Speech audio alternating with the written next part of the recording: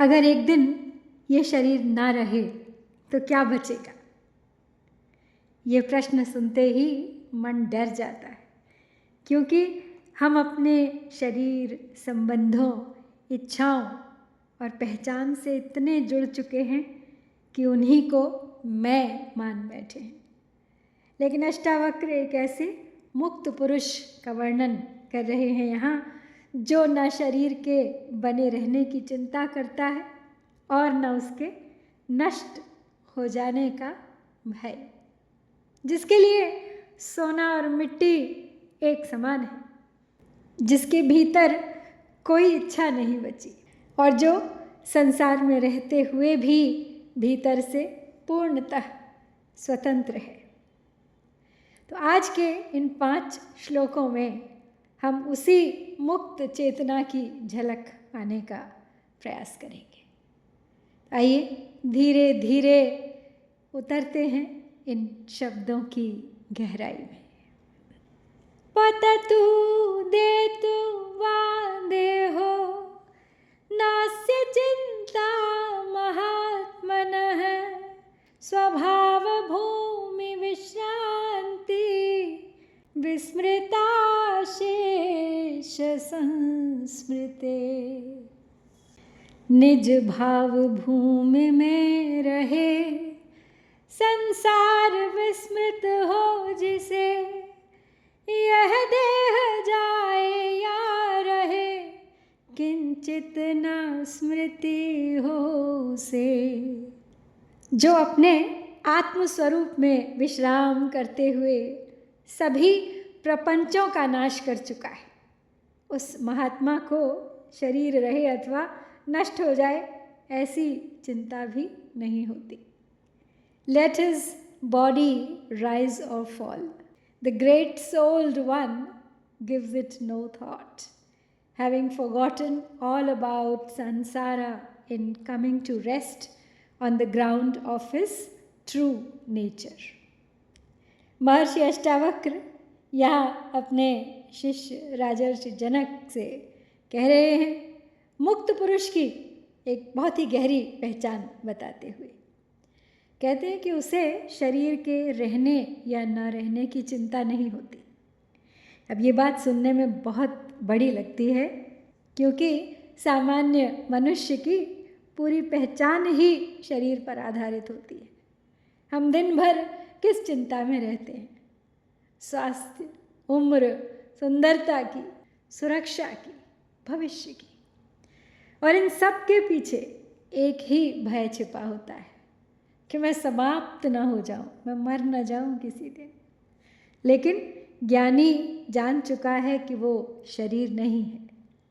शरीर बदलता है, जन्म लेता है, बूढ़ा होता है, समाप्त होता है, लेकिन जो इन सब को देख रहा है, वो चेतना, वो साक्षी, वो कभी नष्ट नहीं होता।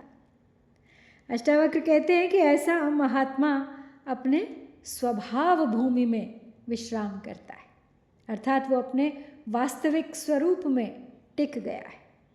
और जब मन अपने सत्य में विश्राम कर लेता है तो संसार की सारी भाग दौड़, सारी चिंता धीरे धीरे महत्व खो देती है। आज की दुनिया में ये श्लोक हमें याद दिलाता है, अगर हमारी पूरी पहचान केवल शरीर पर आधारित है तो ये भय कभी समाप्त नहीं होगा। अकिंचनः कामचारो निर्द्वन्द्वश्छिन्न संशयः असक्तः सर्वभावेषु केवलो रमते बुधः। सर्वथा ही विरत ज्ञानी को न कोई द्वंद है, सर्वभावों में रमण करता सर्वदा स्वच्छंद है। ज्ञानी पुरुष संग्रह रहित, स्वच्छंद, निर्द्वंद्व और संशय रहित होता है। वह किसी भाव में आसक्त नहीं होता, वह तो केवल आनंद से विहार करता है। The wise man excels in being without the sense of me. Earth, a stone, or gold are the same to him. The knots of his heart are no longer tied to anyone or anything, and he is free from greed and blindness. इस श्लोक में अष्टावक्र मुक्त पुरुष की आंतरिक स्वतंत्रता का चित्र खींचते हैं। अकिंचन यानी जिसके भीतर मेरा की भावना नहीं, मैं की भावना नहीं। हम जीवन भर संग्रह करते रहते हैं, वस्तुएं, संबंध, उपलब्धियां, पहचान, लेकिन जितना अधिक संग्रह उतना अधिक भय। ज्ञानी के पास बाहरी रूप से कुछ हो सकता है, लेकिन भीतर वो किसी चीज़ को पकड़ कर नहीं बैठा होता। वो सहज है, स्वच्छंद है, और ये स्वच्छंदता मनमानी नहीं है, बल्कि भीतर के भय और द्वंद्व से मुक्ति है। उसके भीतर कोई संशय नहीं रहता, क्या सही क्या गलत, क्या मिलेगा क्या छूट जाएगा, क्योंकि उसका आनंद किसी परिस्थिति पर आधारित नहीं है। आज अधिकांश लोग स्वतंत्र दिखते हैं, लेकिन भीतर इच्छाओं और भय के गुलाम हैं। तो आप पूछिए अपने आप से, सोचिए, क्या वास्तविक स्वतंत्रता आपके भीतर अभी आई है या नहीं। निर्ममः शोभते धीरः समलोष्टाश्मकाञ्चनः सुभिन्न हृदय ग्रन्थिर्विनिर्धूतरजस्तमः किंकरी कंचन माटी में भी ममताहीन है, भावराज तम के धुले ज्ञानी जो आत्म प्रवीण है।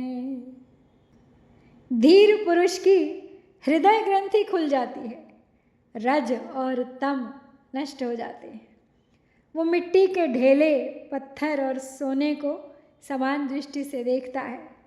वही ममता रहित, धैर्यवान सा सुशोभित होता है। इस श्लोक में अद्वैत की सबसे सुंदर अवस्था में से एक का वर्णन है। ज्ञानी के लिए मिट्टी, पत्थर और सोना एक समान है। अब इसका अर्थ ये नहीं है कि वो व्यावहारिक अंतर नहीं जानता। वो जानता है कि सोने का बाज़ार मूल्य अधिक है, मार्केट वैल्यू सोने की पत्थर और मिट्टी से कहीं ज़्यादा है, लेकिन उसके भीतर कोई मानसिक आकर्षण नहीं बचता। आज मनुष्य का मूल्यांकन किससे होता है? धन से, पद से, प्रतिष्ठा से। लेकिन ज्ञानी इन सब को केवल बाहरी रूप मानता है। अष्टावक्र कहते हैं कि उसकी हृदय ग्रंथि टूट चुकी है। हृदय ग्रंथि, हृदय की गांठ। ये हृदय ग्रंथि क्या है? उसका सोचना मैं अधूरा हूँ, मुझे कुछ चाहिए, मेरी पहचान बाहरी चीज़ों से है। यही सारी गांठें हमारे भीतर। जब ये गांठ टूटती है तब फिर वो त्रिगुणातीत हो जाता है। सभी प्रकार के रजोगुण, तमोगुण, लोभ, अज्ञान, बेचैनी सबसे मुक्त हो जाता है। ये सब धीरे धीरे समाप्त हो जाते हैं और तब व्यक्ति पहली बार भीतर से हल्का होता है। तो आज की ये उपभोक्तावादी दुनिया में बहुत ही प्रासंगिक है ये श्लोक, जहाँ हर कोई एक कंज्यूमर है और हर चीज़ का वो मूल्य देखता है, फ़ायदा नुकसान देखता है। तो जिसका मूल्य भीतर से आता है उसे बाहरी वस्तुएं नियंत्रित नहीं कर सकती। आपने सुनी होगी एक गडरिये की कहानी। गडरिया जो भेड़ बकरी चराने वाला होता है, तो एक गडरिये को कुछ पत्थर मिले, सुनहरे चमकीले से पत्थर। वो बाकी पत्थरों से अलग थे, चमक थी उनमें, भारी थे, दूर तक उन्हें फेंका जा सकता था। तो अब उस भेड़ चराने वाले ने उन्हें इकट्ठा कर लिया, झोली में बांध लिया। भेड़ें जब इधर उधर हो जाती तो उन्हें इकट्ठा करने के लिए वो उन चमकीले पत्थर के टुकड़ों को फेंकता। अब शाम हो गई, वापस गांव आया, एक ही पत्थर बचा था उसके पास। उसने सोचा कि ऐसा चमकदार पत्थर किसी ने देखा नहीं होगा, घर पे सबको दिखाऊंगा। अब कुएं के पास वो वैसे ही उस पत्थर को बगल में रख के पानी पीने लगा। अब गुजरते हुए एक जौहरी की नज़र पड़ी उस पत्थर पर, तो उसने फिर गडरिये से पूछा कि ये तुम्हें कहाँ से मिला। तो गडरिये ने उसे सारी बात बताई। तो जौहरी ने जब उस पत्थर का रहस्य गडरिये पर खोला तो वो बहुत पछताया। उस एक पत्थर ने ही उसे माला माल कर दिया था। अब वो कोई सामान्य पत्थर नहीं था, वो एक बहुत ही बेशकीमती हीरा था। तो गडरिये ने फिर उस जगह जाके उन पत्थरों की काफ़ी खोज की, पर निराशा ही हाथ लगी। अब आप बताइए, उन पत्थरों की कीमत जानने के बाद यदि वो पत्थर उसे मिल जाते तो क्या वो उन्हें वैसे ही भेड़ों के पीछे फेंक देता जैसे उसने पहले फेंके थे? कभी नहीं। तो यहाँ पे महर्षि ये समझाना चाहते हैं कि तत्वज्ञानी जो है उसके लिए मिट्टी का ढेला, कांच, स्वर्ण, इसमें कोई अंतर नहीं, वो उन्हें समान दृष्टि से देखता है। सर्वत्रानवधानस्य न किंचित् वासना हृदि मुक्तात्मनो वितृप्तस्य तुलना केन जायते। सर्वत्र आसक्ति रहित कुछ वासना ही में नहीं, तृप्त ज्ञानी की भला क्या साम्यता जग में कहीं।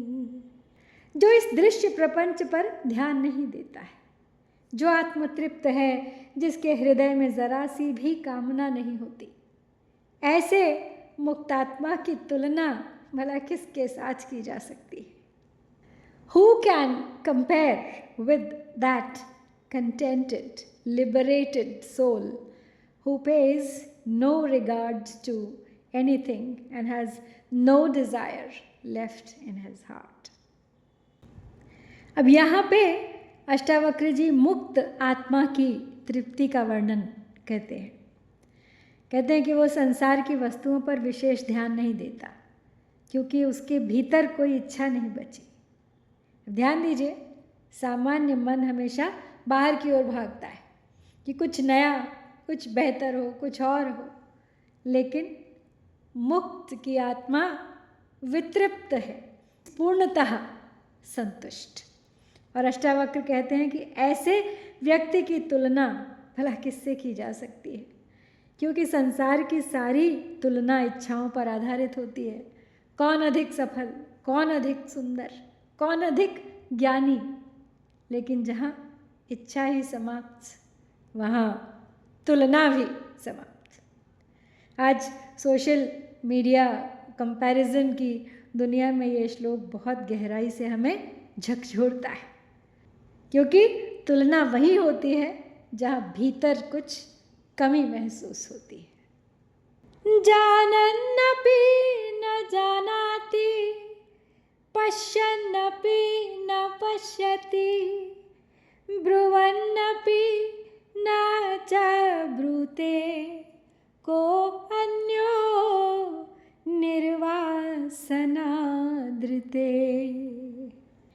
सब देखता, सब बोलता, सब जानता ज्ञानी सभी, कोई वासना ही में नहीं, क्या अन्य है प्राणी कभी। कामना रहित धीर के अतिरिक्त ऐसा और कौन है जो जानते हुए भी ना जाने, देखते हुए भी ना देखे और बोलते हुए भी ना बोले। Who but the upright man without desire, knows without knowing, sees without seeing and speaks without speaking।